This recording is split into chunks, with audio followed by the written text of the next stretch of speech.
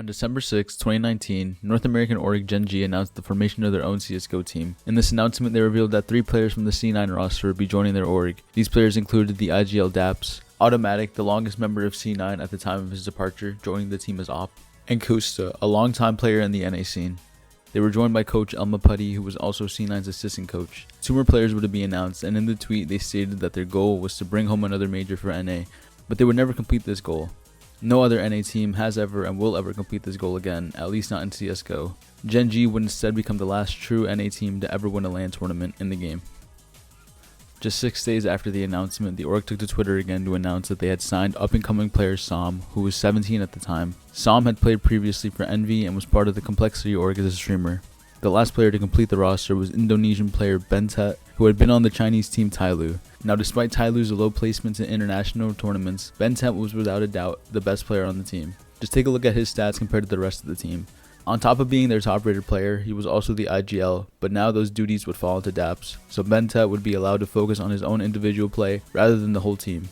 Gen.G was now complete, and after competing in a few online qualifiers, their first LAN was set to be DreamHack Open Anaheim.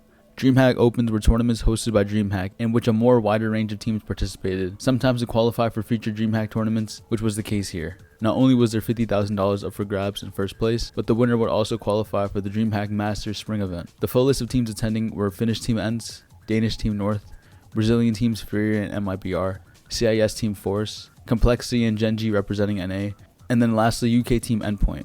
Coming into the tournament, Gen.G weren't even part of the HLTV Top 20 yet. In fact, they were ranked number 51. The highest ranked team ENCE was just barely under the top 10 at number 11, and the rest of the teams hovered somewhere around the top 20. The format of the tournament was simple: 2 double elimination groups, which means that teams will only need to win 2 series in order to advance to the playoff stage. The opening and group winner matches were best of 1, while elimination and decider matches were all best of 3s. Since there were only 8 teams, the teams that made it to the playoffs were instantly placed in the top 4. On their opening match, Gen.G was able to perform a comeback on Nuke against ENCE, sending them into the elimination stage. On day 2, Gen.G would play against Complexity on Inferno. Gen.G held the lead the whole game, and while it was relatively close at the end, Som denies a clutch by Config and secures the semifinals at Anaheim, while Complexity were now being sent to the elimination also.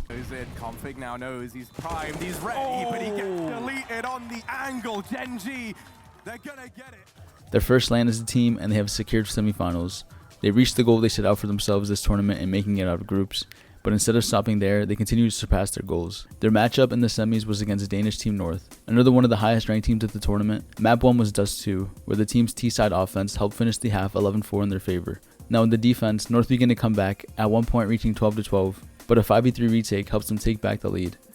His position unchecked, finds a quick kill, makes it even worse for North.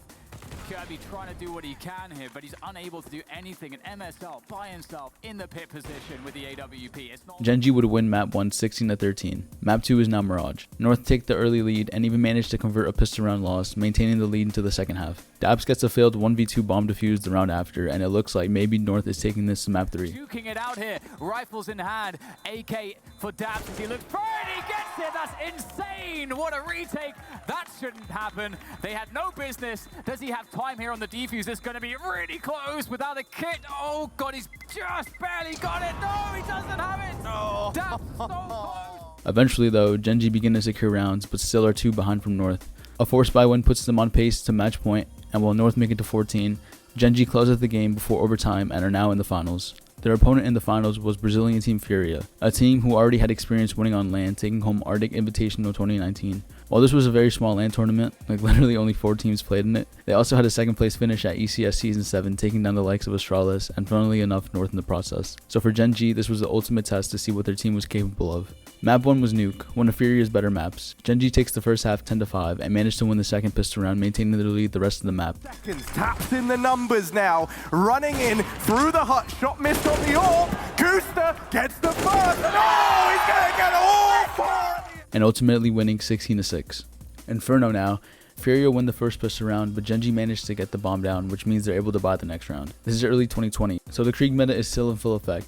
Bentet, Som, and Automatic all strap up with Krieg, setting up Kusta to win a 1v1, which would win them round 2, stopping any form of early momentum Furia were hoping of forming. Control, but there's a man lost in CT in the form of Kusta, and now arriving at shore is Som. Case the last man standing, albeit briefly. Gen.G take the lead and Furia win the occasional round, but Gen.G are always able to convert the round after. Eludes him. And now Buntet down in the pit. This should have been a Gen.G round. He's got to try and make it so. First kill coming on in. Is he ready for Henny in the same spot? Some noise has been made. Henny, ooh, time's running out now. And Buntet, so good at not giving up this fight. So patient down in the pit. And he doesn't. This eventually leads to another 10-5 half. The second half now starts, and Furia win the second pistol round and another round after, bringing the score to 7-10. Dabs calls for a light buy on their side, opting to choose only a few pistols, with Som being handed the deagle. Som gets a boost on B site and wait for Furia to push. He quickly catches 2 frags on the B site, which sends the bomb running back and towards A. Benta has been waiting the whole time on this site.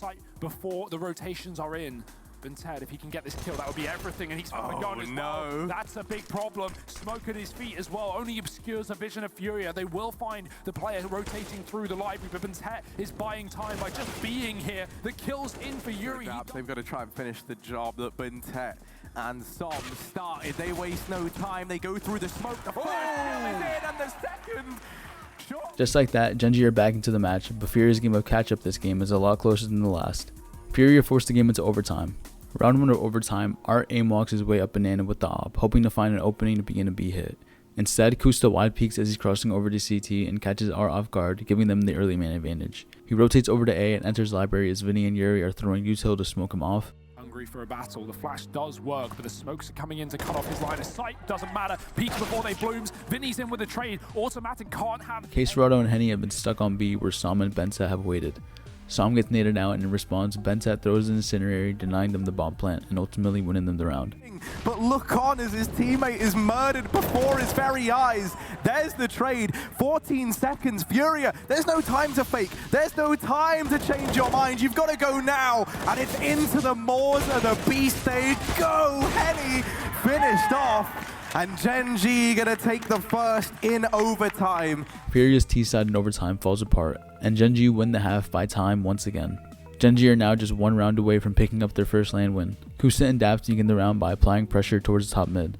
The two quickly fall back and join the rest of the team, who are beginning to execute on B as Furia's player Vinny is rotating back to assist Henny. Henny picks off Benta as the push begins, and while both Furia players are smoked off, they both push onto the site and deny the bomb plant, turning the round in favor of Furia 3v2. The two get the bomb down and find Art, who exposes the location of both players to his teammates. The captain Daps is now left on his own in a 1v2, and Furia's killer the whole tournament was the time as they fail to kill Daps as he plays just enough time for the bomb defuse to go off. Surely this is done. It is 19-15. Gen.G go flawless in overtime, and they are your DreamHack Open Anaheim champions. Yeah, yesterday marks the 40th anniversary of the Miracle on Ice. Well, this is NA's mini Miracle on land, baby. They do it flawless. They don't drop. Gen.G win their first tournament as a team, with Som being declared the MVP, all without dropping a map once. And with that, they immediately shot up in the rankings, moving up 28 ranks and being placed in the 23rd spot. Just as it looked like there was another NA team to look forward to watching, we all know what happened, and now all events were online. They played Flashpoint 1 and were amongst the top 6, falling short against Havu in the lower bracket semis. Up next for the team was Road to Rio North America, a Valve-sponsored event that was supposed to be one of 2 qualifying tournaments to determine teams' RMR points for the upcoming Rio Major. Gen.G was to face off against 11 of NA's top teams, which at the time included the likes of Furia and Australian 100 Thieves, Evil Geniuses, etc. In another rematch grand finals against Furia, Gen.G once again bests them and wins Road to Rio NA, bringing their placement up to a peak of number 12 in the world rankings. But the team would never see Rio and would reach only one other grand final as a team together. This event, he's gone. And Evil Geniuses, they are your CS Summit 6 online retro summit. RMR Road to Rio online North American champions. A promising beginning ended sadly less than a year after the land win, as the IGL Daps was the first to announce the departure from the team, standing in for them only until they found a replacement. Shortly after, Som announces his departure from the team, joining his former teammate Daps along with former coach of Evil Geniuses Chet, and joining Gen.G and their Valorant team. Gen.G were left with 3 out of their 5 players and played their last few tournaments with stand-ins, including the likes of former NIP player Exist. Bentet would get signed by European team Extremum, where he would play for a year before returning back to Tyloo. Kusu would make the transition to the Oryx Valorant team, and Automatic would leave also to join Valorant. And thus, on February 5th, 2021, Gen.G announced the disbandment of the last NA team to ever win a LAN tournament in this game. Open Anaheim champions, Gen.G!